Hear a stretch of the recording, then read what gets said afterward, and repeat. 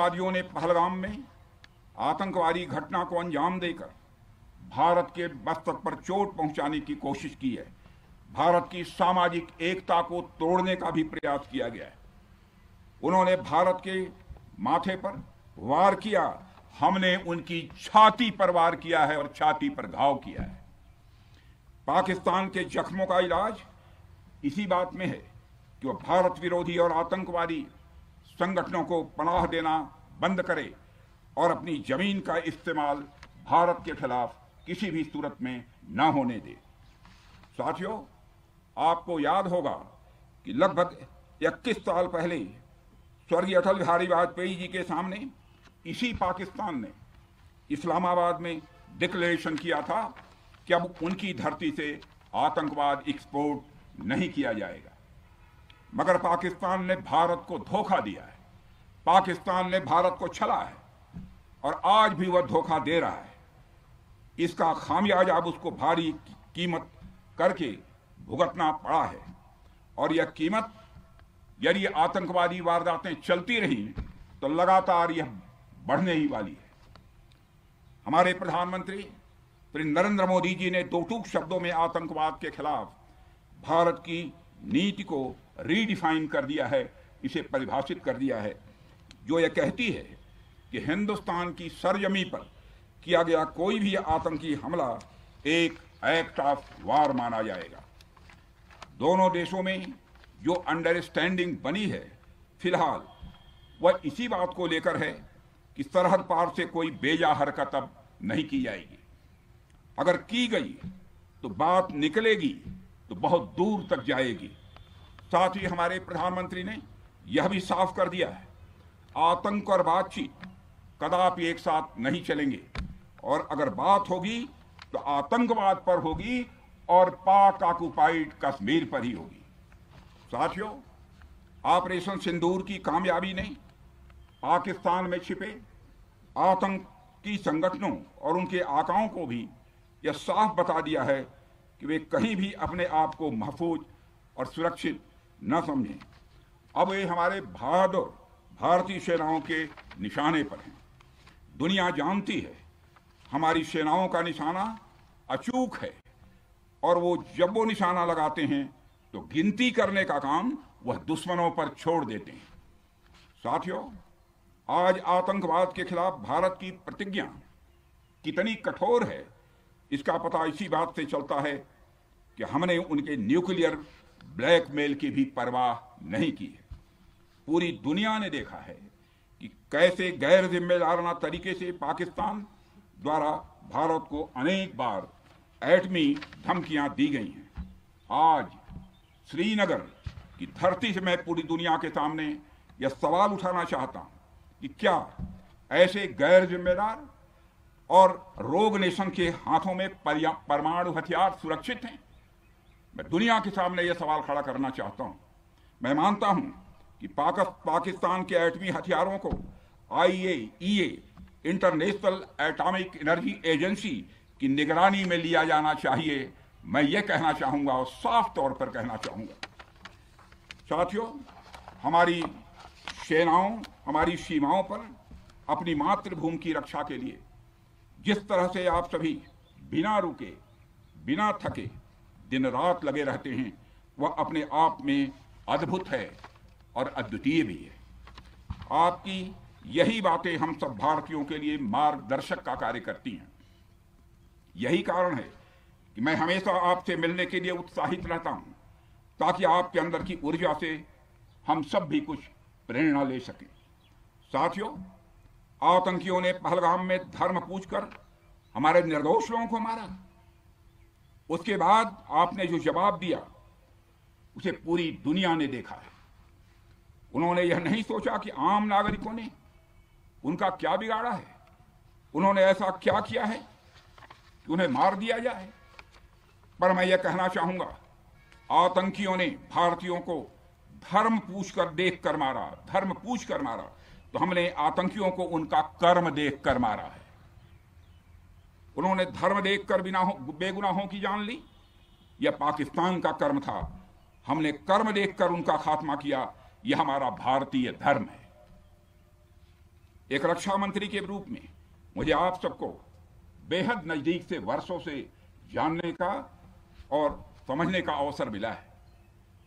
मैं आपके साहस और पराक्रम को तो जानता ही हूं, साथ ही साथ पहलगाम जैसी घटना के प्रति आपके गुस्से को भी मैं अच्छी तरह जानता हूं। साथियों, मुझे पता है कि पहलगाम के बाद आपके अंदर गुस्सा था, पूरे देश के अंदर गुस्सा था। मुझे पता है कैसा महसूस होता है जब धमनियों में बह रहा रक्त बेकाबू होने लगे, और मुझे इस बात की खुशी भी है कि आपने अपने गुस्से को सही दिशा देते हुए बड़ी बहादुरी और सूझबूझ के साथ पहलगाम का बदला लिया है। रही बात पाकिस्तान की, तो उसकी बात ही क्या करूं आपसे। वह देश तो मांगते मांगते अपनी जहालत से एक ऐसी हालात में आ गया है कि उसके बारे में यह भी कहा जा सकता है कि पाकिस्तान जहां भी खड़ा होता है वहीं से मांगने वालों की लाइन प्रारंभ हो जाती है। अभी आपने सुना ही होगा कैसे वह फिर एक बार इंटरनेशनल मॉनेटरी फंड IMF के पास कर्ज मांगने गया। वहीं दूसरी तरफ हमारा देश है कि हम आज उन देशों की श्रेणी में आते हैं जो IMF को फंड देते हैं ताकि IMF गरीब देशों को कर्ज दे सके। ऐसी स्थिति में हमारा यह भारत है। रामचरितमानस में स्वामी तुलसीदास जी ने लिखा है, जहां सुमतितः संपत्ति नाना, जहां कुमतितः विपत्ति निदाना। यानी जहां सुमति होती है, अच्छी नीतियां होती हैं, वहां सुख और समृद्धि होती है, और जहां कुमति होती है, बुरी मति होती है, केवल दूसरों के हित की भावना होती है, वहां तरह तरह की विपत्तियां स्वाभाविक रूप से आती ही हैं। पाकिस्तान जिसका जीता जागता यह उदाहरण है। साथियों, भारत के बारे में पूरी दुनिया यह बात जानती है कि हमने हमेशा शांति को प्राथमिकता दी है। हम आमतौर पर युद्ध के समर्थक कभी नहीं रहे, लेकिन स्थितियां जब इतनी विकट हो जाएं, जब देश की संप्रभुता पर आक्रमण होने लगे, तो जवाब देना यह आवश्यक हो जाता है। राष्ट्र कवि रामधारी सिंह दिनकर जी की पंक्तियां आपके सामने रखना चाहूंगा। रुग्ण होना चाहता कोई नहीं, रुग्ण होना चाहता कोई नहीं, रोग लेकिन आ गया जब पास हो तिक्त औषधि, कड़वी औषधि। तिक्त औषधि के सिवा उपचार क्या, शमित होगा वह नहीं मिष्ठान्न से। यानी कोई बीमारी अगर लग जाए वह मिठाई से दूर नहीं होती है, उसके लिए कड़वी दवा ही काम करती है। इसलिए आतंकवाद जैसे रोग के लिए भी ऑपरेशन सिंदूर जैसी दवा की बड़ी जरूरत हो गई थी। साथियों, पूरे देश में हमारी सेनाओं को और हमारे सैनिकों को एक सम्मान की दृष्टि से देखा जाता है। एक सशक्त राष्ट्र वही होता है जो अपनी सेनाओं को सम्मान के साथ साथ आधुनिक हथियार और साजो सामान भी दे जिसकी उसे जरूरत है। मुझे गर्व है कि आज प्रधानमंत्री जी के नेतृत्व में सरकार हमारी सेनाओं के लिए यह सब सारा काम कर रही है। हमने यह सुनिश्चित किया है कि हमारी सेनाएं हर परिस्थिति के लिए तैयार रहें। और मैं यहां पर army chief general Upendra Dwivedi ji को भी बधाई देना चाहता हूं, क्योंकि बार बार मेरी चर्चा होती रही है और बार बार मैं यह पूछता हूं कि जो भी आवश्यकताएं हैं उन आवश्यकताओं को पूरा करने के लिए हम पूरी तरह से तैयार हैं। और इसलिए इसके लिए हम वर्ल्ड क्लास बेहतरीन गुणवत्ता वाले साजो सामान अपनी सेनाओं को देने की कोशिश कर रहे हैं।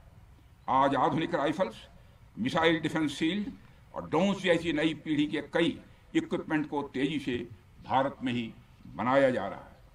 साथियों, इसके अलावा सीमावर्ती इलाकों में हमने जो काम किया है वो आप सब देख रहे होंगे। आज LAC और LOC पर भी कनेक्टिविटी है, वैसी पहले शायद कभी नहीं थी।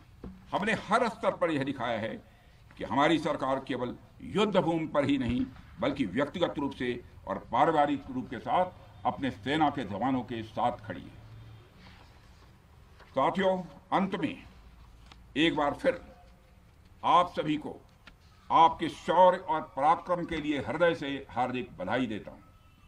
मैं आपको यह आश्वासन देता हूं कि हमारे प्रधानमंत्री जी के नेतृत्व में देश की सरकार और देश की जनता हर कदम पर, हर स्थिति में आपके साथ कंधे से कंधा मिलाकर खड़ी है। मुझे पूरा विश्वास है कि आपके सहयोग से हम इस पूरे क्षेत्र में आतंकवाद का समूल नाश करेंगे, ताकि कल को कोई भारत की संप्रभुता के खिलाफ आंख उठाने की हिमाकत न कर सके। इसी आशा और विश्वास के साथ आप सबके शौर्य और पराक्रम की सराहना करते हुए और आप सभी को अपनी हार्दिक शुभकामनाएं देते हुए अपना निवेदन समाप्त करता हूं। बोलिए जय हिंद, जय हिंद।